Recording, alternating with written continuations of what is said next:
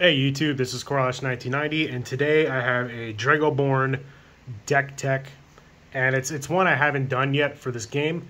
It's not super consistent. It's a combo based deck, and man, when it goes off and does its thing, it's one of the funnest decks in this game to play out of at least my personal collection, which I own quite a bit of everything except from the last set. I own 4 cards from the last set, and it's like one of the well, one of them is a secret rare, kind of like what this is. This is a really rare card to get, and I have 3 of the normal copies of that particular card, which is in my like divine demonic-y kind of a deck tech that I had on here that I had done a little while ago, a few months back. But this deck is a green, blue, yellow deck. These are the 3 colors we're using. We're technically using 4, but one of them we have alternate ways to pay for its costs. So keeping this in mind, putting those to the side, though I am very proud that I actually opened this. And before I changed my channel, I actually had it on video of me opening this, but when I changed my channel due to it being mainly flesh and blood heavy, I just deleted everything, and unfortunately I deleted the video where I opened this. Kind of regret doing it, but it is what it is. Let's see, so the deck, I'll go over the main combo card first so that the rest of this stuff makes sense. The main card is Offering of Souls. It's a lot. It costs 10, and it costs 10 for a reason. So basically, I'll just read the card in its entirety. As part of the cost to play this spell, put all of your non-black dice into your discard pile, discard your hand, and destroy all your barriers, creatures, and ambushes.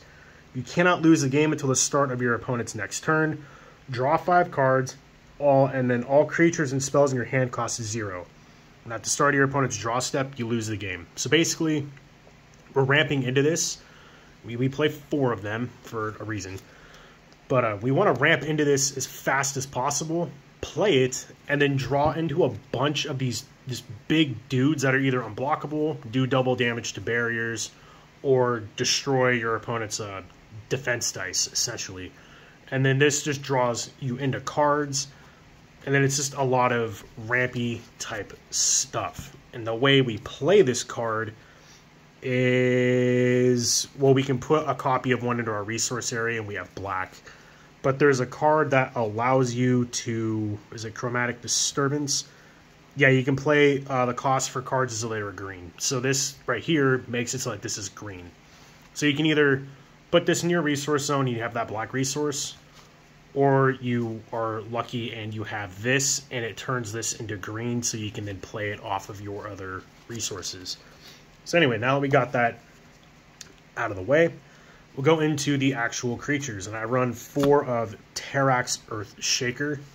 This guy is crazy. He is an 8/8, and whenever it deals damage to a fort, it does 2 damage instead, so it just blows up a fort.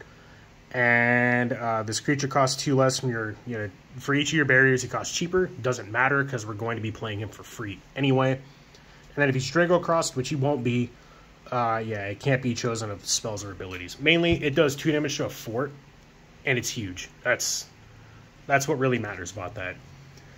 Next, we run 4 copies of Zero Mecha Warrior. This guy's a 3/7. He can't be blocked by creatures, so he just pings your opponent's forts for free. Can't be chosen by spells or abilities. That's essentially what he does. He'll come in and hopefully finish off a fort, because during your ramping phase, you're going to be pecking off parts of their fort. That's ideal anyway. This deck can win without the combo too, because we play a bunch of bombs in here. We ramp into them, but you really want to be doing that turn where you're dropping a bunch of these out and just swarming your opponent. Next, we play Sunscale Dragon. It's a 4/7, costs 6. And when this creature's attack destroys a shield, it untaps, so it can, attack again. And whenever it destroys a shield, you draw a card. That's just more ways to filter, more ways to, get what we need. And then if it's Drago Crossed, it doesn't really matter, because we're not Drago Crossing. And then finally, to finish off the bigger cards, this is one you definitely want to see mid-game. Also, it's got pretty epic artwork for an angel, is Fleur Tide of Avarice. 6 cost, it's a 6/6, and when it's summoned, you draw 3 cards and then discard 2 cards. So this is what draws you into these after you've played your combo piece. Plus the 6/6 body, it can pretty much clear whatever you need it to clear. And now for the rampy type stuff. Play 4 Red Fang Born Leader, 3 cost, 4/2, so it's pretty efficient. And when this creature attacks, destroys a Drago shield, if you have 6 or less resources in your resource zone, put the top card of your deck in your resource zone. So early on, you want him on curve. You want him on 3, and you want him to be doing his ability as fast as possible to ramp you into the things that you need. And I'm not going to do a deck list in this description because I'm mainly just lazy.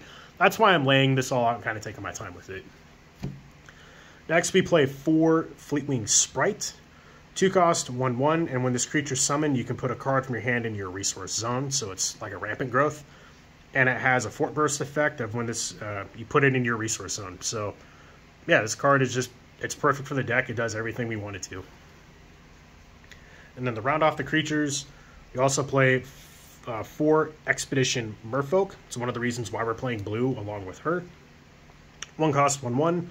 When it's destroyed, you choose a creature and tap it, and if it's Green Gurgle cost, which it should be, when it's destroyed, you put it in your resource zone. So it ramps you up when your opponent kills it, or you suicide it into something. And then again, I already went over Offering of Souls. It's the main card. We have ways to play it even though we don't have black.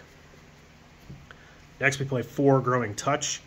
It puts the top card of your deck in your resource zone. So again, this is like a rampant growth. I have a cool shiny one too. And the foils in this game are fantastic.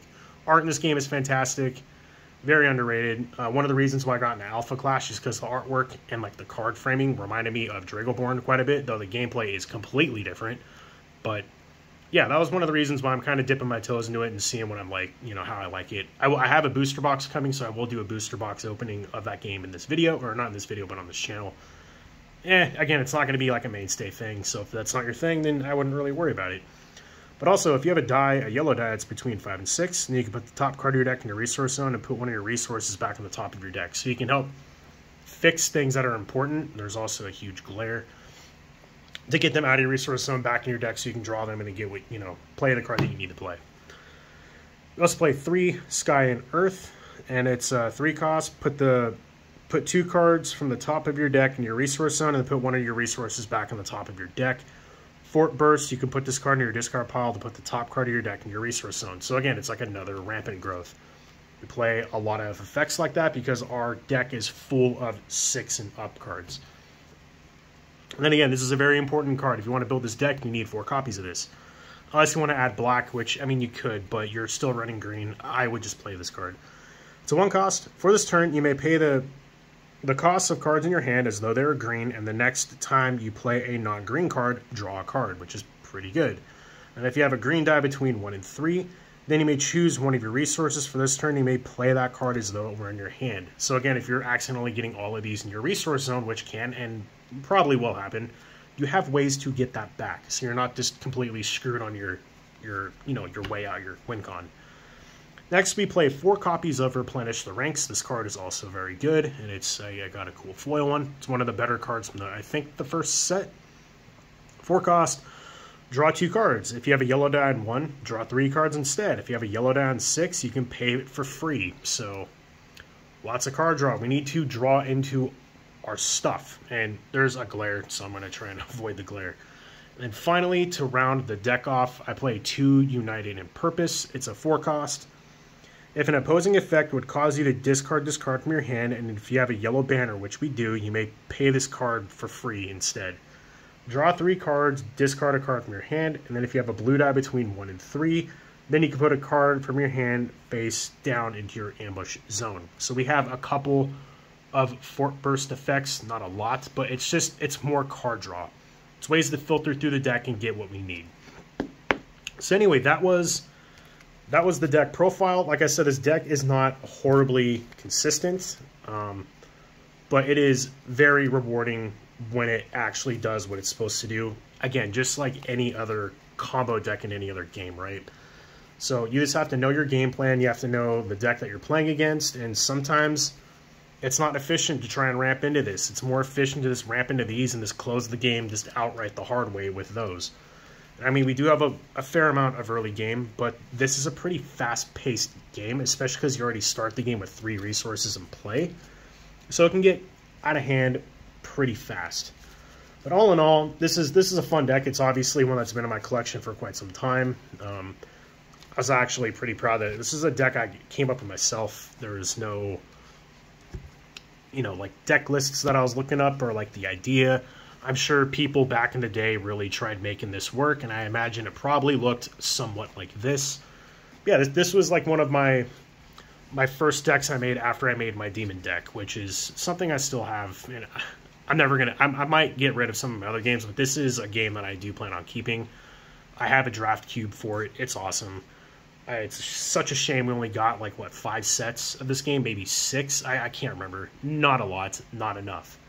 But anyway, that is the deck profile. Make sure to like, comment, subscribe, all that good stuff. And yeah, if you like the Dragoborne stuff, maybe I'll show my cube on this channel as well.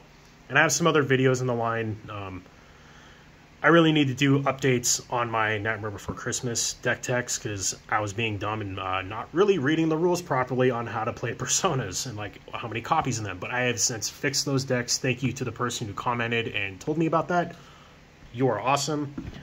And again, thank you all for watching, and I'll catch you all next time.